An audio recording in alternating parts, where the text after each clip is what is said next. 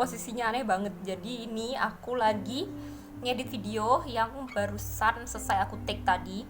Terus aku ganti kaos pakai kaos biasa. Terus habis itu lagi nunggu buat apa ini namanya, building proxysnya, karena lumayan lama. Jadi aku sekalian sambil baca novel berikutnya yang judulnya Almond.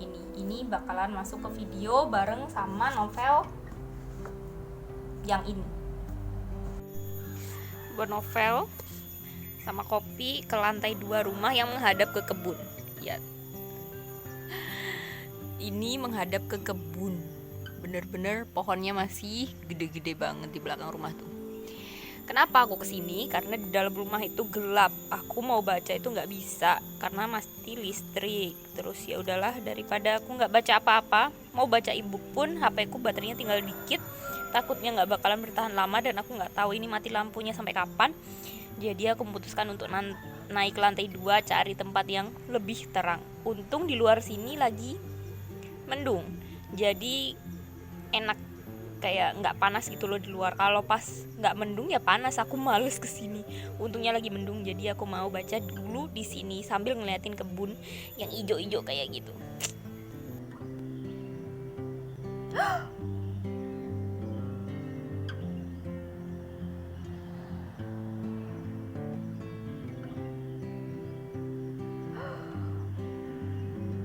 Wah,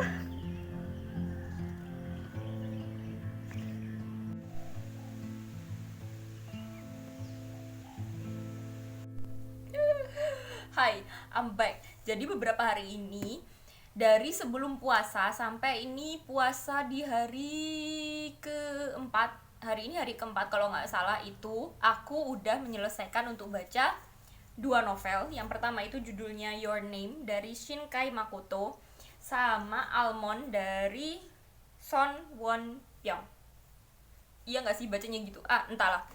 Ini 2 novel ini aku pinjem di perpus Bung Karno. Pada akhirnya aku kembali lagi setelah 3 bulan atau lebih. Terakhir kali kalau nggak salah aku ke perpus Bung Karno itu di bulan November. Terus habis itu aku nggak kembali ke sana karena aku mau menyelesaikan reading A to Z. Sedangkan huruf-huruf yang terakhir itu kan agak susah carinya. Kalau aku harus cari di perpus itu makan waktu, jadi aku memutuskan untuk huruf-huruf terakhir di reading A to Z itu aku carinya di Ipusnas aja. Jadi sewaktu-waktu aku bisa cari gitu. Terus waktu aku kembali ke perpus Bung Karno di minggu lalu, enggak ding, 10 hari yang lalu, itu kan buku-buku yang biasanya aku baca yang kayak karya sastra itu dipindahkan ke gedung yang baru. Karena kan waktu terakhir kali di bulan November itu lagi renov. Terus waktu 10 harian yang lalu, kayaknya dimulai dari Januari akhir, itu renovasinya udah selesai. Terus beberapa buku itu dipindahkan ke gedung yang baru dan aku agak kebingungan untuk cari buku-buku yang biasanya aku baca itu di mana. Emang sih aku udah tahu tempatnya di mana, cuman kayak apa ya, penataannya bagiku agak beda gitu loh. Jadi aku butuh waktu yang cukup lama untuk memutuskan aku mau baca buku apa. Jadi waktu itu aku nggak bikin nggak bikin footage ketika aku di perpus karena aku masih agak bingung sama tempatnya. Jadi ya udah, mungkin aku bakalan kasih footage di perpus Bung Karno gedung barunya setelah ini, mungkin sih kalau aku kembali lagi ke sana. Jadi untuk 2 novel ini, akhirnya kan aku setelah agak lama muterin perpus itu, akhirnya aku memutuskan untuk pinjem 2 buku ini. Kenapa? Yang satu ini sebenarnya aku udah tahu agak lama, entah aku kayaknya mungkin pernah lihat reviewnya atau mungkin pernah sekilas-kilas ngelihat filmnya. Kan ini ada filmnya, animenya ada. Jadi si penulisnya ini kalau nggak salah produsernya atau penulisnya, ya nggak tahu, aku juga nggak terlalu paham. Ini dibuat bersamaan dengan filmnya, menceritakan tentang 2 orang tokoh. Yang pertama itu namanya Mitsuha itu yang cewek. Dia itu gadis desa, dia itu bermimpi untuk jadi cowok SMA yang tinggal di kota dan punya hidup di perkotaan karena dia udah kayak jenuh gitu loh hidup di desa. Terus yang kedua itu yang cowok namanya Taki. Taki ini dia adalah cowok SMA kota yang dia itu juga jenuh sama kehidupannya, dia pengen hidup di desa menjadi seorang gadis kayak gitu. Terus ternyata sama semesta, nggak ada Tuhan sih, sama semesta itu ternyata keinginan mereka itu suatu hari diwujudkan dengan cara mereka itu bertukar tubuh, kayak jiwanya itu ketukar gitu loh. Ini terjadinya beberapa kali. Pada awalnya mereka berpikir bahwa itu hanya kayak semacam mimpi, karena mana ada sih orang yang berpikiran bahwa mereka akan bertukar tubuh. Tapi lama kelamaan mereka menyadari bahwa itu adalah nyata. Terus mereka itu punya cara berkomunikasi, akhirnya punya cara berkomunikasi satu dengan yang lainnya itu dengan cara kayak menulis. Yang Mitsuha itu ketika jadi Taki, dia menulis di handphonenya, kayak nulis notes untuk berkomunikasi dengan si Taki. Sedangkan Taki yang dia sedang bertukar tubuh dengan Mitsuha, Taki yang sedang menjadi Mitsuha itu, dia itu menuliskan catatan di buku pelajaran Mitsuha. Jadi mereka itu cara berkomunikasinya adalah dengan cara seperti itu. Mereka nggak bisa saling telepon karena entah kenapa, meskipun mereka sudah kasih nomor telepon masing-masing, nomor telepon itu tidak bisa dihubungi kayak gitu pada awalnya. Terus pada suatu hari Taki itu menyadari bahwa dia tidak pernah lagi bertukar tubuh dengan Mitsuha. Itu terjadi setelah berapa kali ya?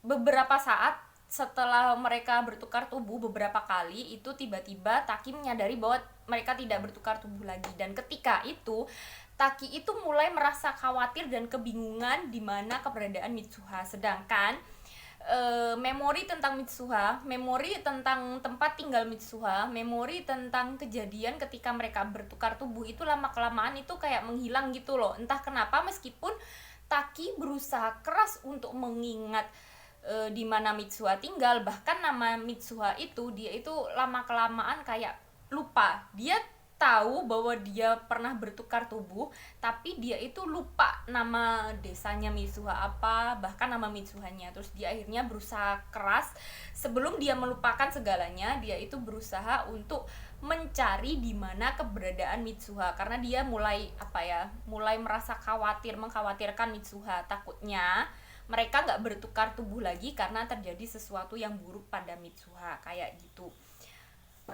Terus ternyata di bagian endingnya ternyata diketahui bahwa pertukaran tubuh mereka itu terjadi di masa yang berbeda. Jadi anggap aja Taki itu hidup di tahun 2024, anggap aja. Ternyata jiwa Mitsuha yang bertukar tubuh dengan Taki itu terjadi di 2021. Jadi ada jarak 3 tahun, dan itu baru diketahui Taki ketika dia berhasil menemukan di mana tempat tinggal Mitsuha yang sebenarnya. Dan dimulai dari situlah ada konflik perasaan yang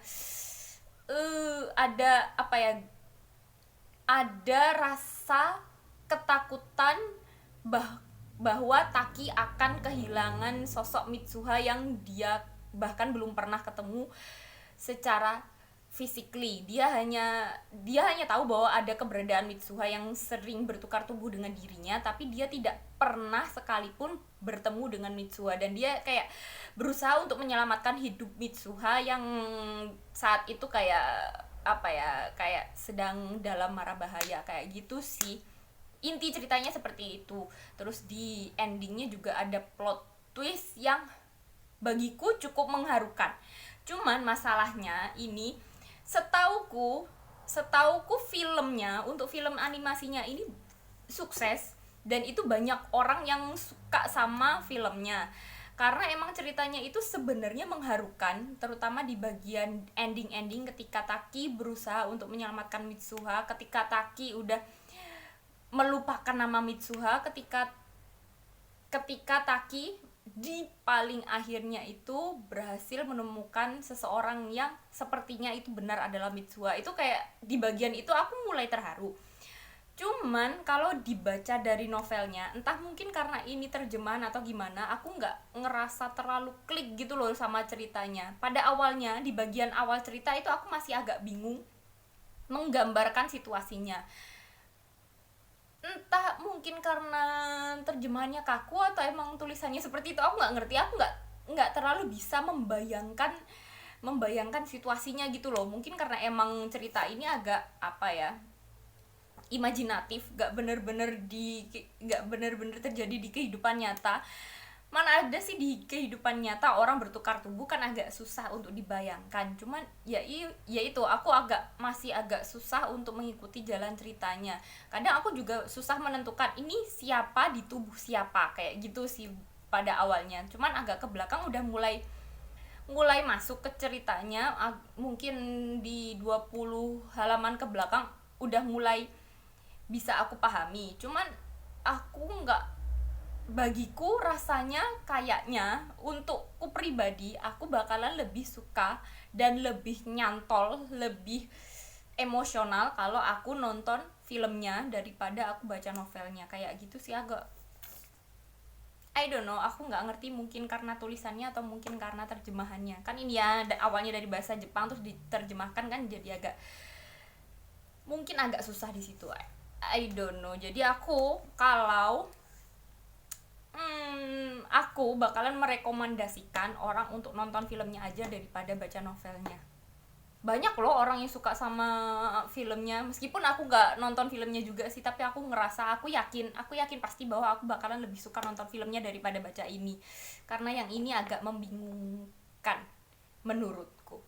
Kemudian aku baca novel yang judulnya Almond. Ini sebenarnya aku tertarik untuk baca novel ini tuh udah dari setahunan yang lalu kalau nggak salah, setelah aku nonton seorang booktuber yang review tentang novel ini, dan bagiku kayaknya ceritanya menarik gitu loh. Terus waktu aku ke Perpus Bung Karno di akhir tahun yang lalu, entah bulan Oktober atau November, sebenarnya aku udah sempat pinjem. Cuman karena aku sedang berfokus untuk menyelesaikan reading A to Z, terus akhir tahun juga aku kena reading slam, ternyata aku nggak sempat baca sama sekali, bahkan satu halaman pun, satu kalimat pun enggak. Akhirnya aku kembalikan. Cuman deep down di hatiku aku pengen banget untuk baca novel Almond ini suatu saat nanti kalau ada waktu. Terus waktu aku ke Perpus Bung Karno 10 harian yang lalu, semingguan yang lalu, itu emang dari rumah pun aku udah berencana bahwa kalau nanti di Perpus Bung Karno aku nemu novel Almond ini, aku bakalan pinjam.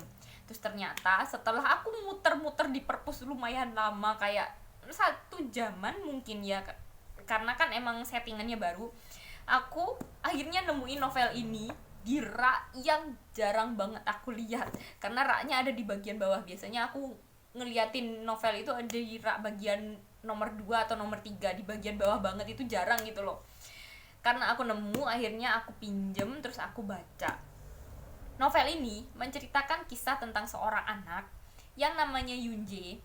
Yunje ini dia terlahir dengan bagian amigdala otak yang ukuran dan bentuknya seperti biji almond itu tidak berkembang sempurna.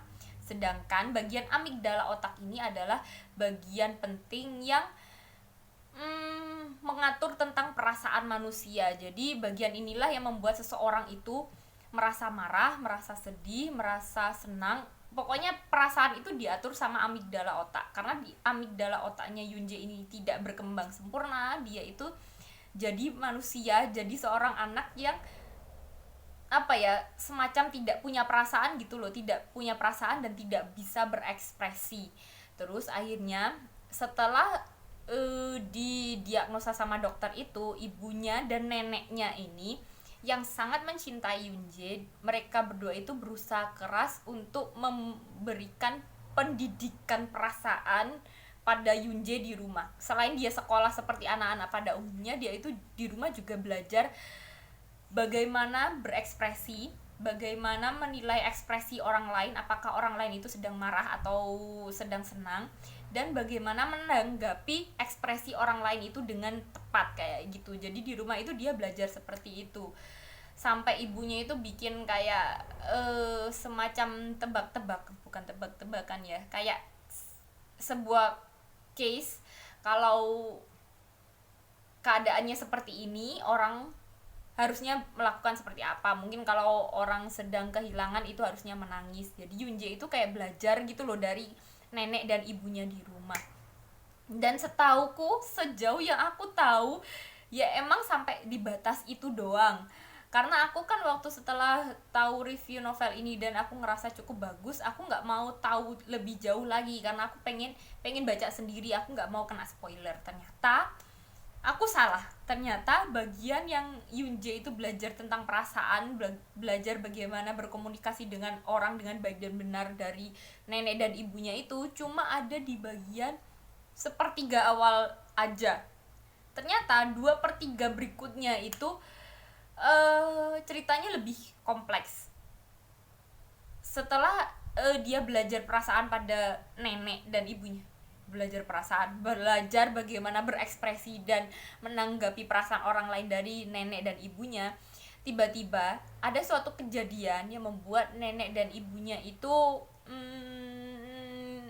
menghilang secara tiba-tiba dari kehidupan Yunje. Terus setelah itu ternyata Yunje bertemu dengan orang-orang baru yang ada di luar lingkup keluarganya, yang orang-orang ini berperan besar dalam hidup Yunje yang membuat Yunje itu bisa bersosialisasi di kehidupan. Seperti orang pertama yang dia temui setelah ibu dan neneknya pergi itu ada seorang tetangga baik hati yang ternyata ibunya Yunje dulu itu sering sering menceritakan kisah tentang Yunje ini pada si tetangga ini.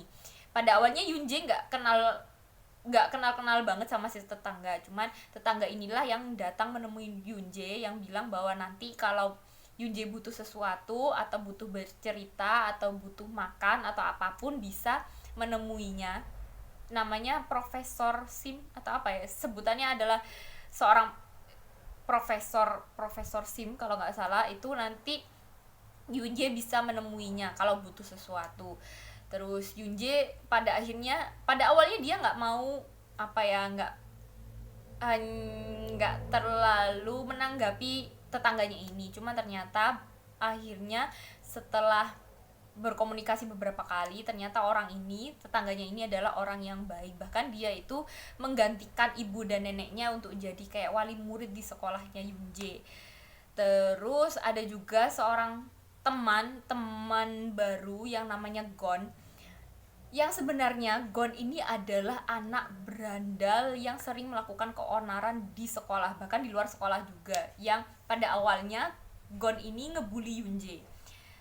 Terus ternyata Yunje ini setelah dibully sama Gon ini, dia itu gak pernah menanggapi karena emang Yunje ini gak bisa marah. Kalau orang dibully kan marah, sedih, ketakutan kayak gitu kan. Cuman Yunje kan emang gak punya perasaan. Jadi Yunje ini dibully sama Gon ini diam aja, meskipun dia sampai terluka dan kesakitan, dia itu kayak ya udah ngediemin Gon aja. Terus akhirnya Gon ini penasaran sama hidup Yunje, terus ngedatengin tokonya Yunje. Yunje kan punya toko buku ibunya sih sebenarnya, didatangi berkali-kali. Terus akhirnya mereka bisa berteman. Dan ternyata Gon ini meskipun dia penampilannya dari luar adalah anak yang berandalan dan orang-orang di sekitarnya juga adalah anak yang berandalan, ternyata dia itu punya hati yang sebenarnya lembut dan rapuh yang hanya bisa dia ceritakan pada Yunje. Karena ternyata Gon melihat Yunje itu sebagai seorang yang tidak memandang rendah dirinya. Dia itu jadi anak yang berandalan karena orang-orang di sekitarnya itu memandang rendah dirinya dan menganggap dia anak yang nakal. Makanya dia jadi anak yang nakal. Cuman karena Yunje ini tidak beranggapan seperti itu, pada akhirnya Gon itu bisa berteman dengan Yunje dan jadi semacam sahabat gitu loh. Dan itu jadi teman satu-satunya dari Yunje. Dan Yunje pun jadi teman satu-satunya, teman yang dalam artian yang baik bagi Gon. Karena kalau teman-teman yang lain kan Gon hanya bisa berteman sama anak beranda lain. Cuman kan di sini ada Yunje yang berteman dengan cara yang baik, bukan berteman dengan kekerasan kayak gitu sih. Terus kemudian ada seorang cewek ini juga teman sekolah Yunje yang namanya Dora inilah yang membuat Yunje ini semacam merasakan rasa jatuh cinta. Cuman aku emang di bagian ini aku agak tanda tanya, karena kan Yunje digambarkan sebagai seorang anak yang tidak punya perasaan. Cuman ketika bertemu dengan Dora, entah kenapa Yunje ini merasakan debaran jantung yang kencang, terus dia juga merasakan lemas, merasa perutnya sakit gitu loh ketika dia bertemu Dora. Terus akhirnya Yunje ini cerita tentang masalahnya ini ke tetangganya yang baik itu. Terus si tetangganya itu bilang bahwa Yunje sedang jatuh cinta. Cuman aku ngerasa aku agak bingung karena Yunje kan orang yang tidak punya perasaan. Dia nggak tahu itu senang, sedih, marah, kecewa, itu nggak tahu.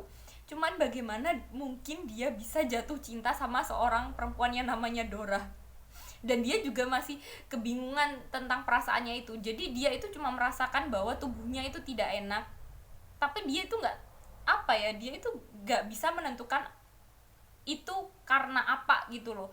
Jadi aku bingung, apakah mungkin ketika dia mulai bertemu dengan Dora itu, bagian amigdala otak Yunje ini udah mulai berkembang sampai dia bisa merasakan jatuh cinta, atau mungkin cinta itu adalah sesuatu yang seperti insting, tidak ada di amigdala. Aku bingung. Dan untuk bagian Yunje ketemu Dora ini sebenarnya nggak cukup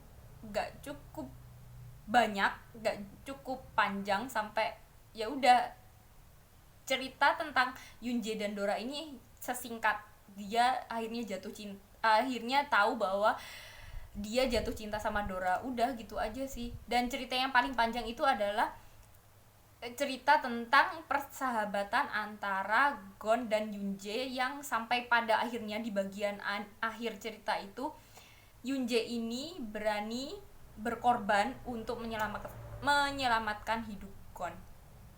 Kayak gitu sih, kayaknya emang selama perjalanan kisah Yunje ini aku ngerasa bahwa ada perkembangan karakter dari sosok Yunje ini, terutama ketika dia mulai bertemu dengan Gon. Karena setelah bertemu dengan Gon ini, Yunje ini mulai menunjukkan tanda-tanda bahwa dia punya perasaan gitu loh. Menurutku dia punya perasaan kayak setia kawan, itu kan ada di amigdala juga nggak sih. Terus ada perasaan bahwa dia itu harus menyelamatkan temannya, sampai akhirnya dia ada perasaan jatuh cinta, itu kan dimulai dari ketika dia bertemu dengan Gon. Kayak gitu sih aku ngerasanya. Cerita ini bagus, aku suka. Terus di bagian akhirnya pun, di bagian endingnya itu ada bagian ketika Yunje ini pada akhirnya bisa menangis untuk pertama kalinya. Itu di bagian itu aku juga agak terharu, meskipun part itu pun juga aku agak nggak sukanya karena terlalu too good to be true, tapi aku bisa terharu. Dan untuk kalian, aku merekomendasiin untuk baca novel ini sih. Terus kan aku di awal tahun lalu juga baca novel yang judulnya Gadis Minimarket, yang juga tokoh utamanya itu adalah orang yang hidup tanpa perasaan. Bahkan dia itu nggak bisa hidup di luar minimarket, karena di kehidupan sosial di luar minimarket itu nggak punya buku petunjuk kayak gitu kan. Jadi aku ngerasa, aku membandingkan sama si Gadis Minimarket itu sama novel Almond ini, sebenarnya kasusnya sama. Tokoh utamanya mengalami alexitimia juga, yaitu keadaan otak amigdala yang tidak berkembang sempurna. Cuman di bagian itu, di novel Almond itu tokohnya sudah didiagnosa dan ditangani dengan cukup benar dari orang-orang terdekatnya. Kalau si Gadis Minimarket itu, dia sampai akhir pun, sampai dewasa pun, itu tidak ada diagnosa yang benar dan juga tidak ada penanganan dari orang-orang sekitarnya. Kayak gitu sih bedanya, seperti itu. Jadi aku ngerasa kalau dua novel ini punya karakter yang punya masalah yang sama, kurasa.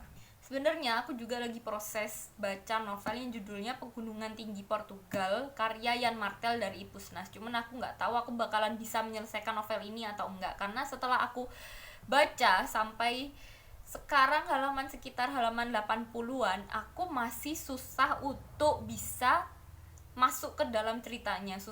Sebenarnya bukan susah untuk masuk ke dalam ceritanya, cuman aku ngerasa aku nggak terlalu, sampai sejauh ini pun aku nggak terlalu tertarik. Jadi aku nggak tahu aku bakalan bisa menyelesaikan novel ini atau enggak.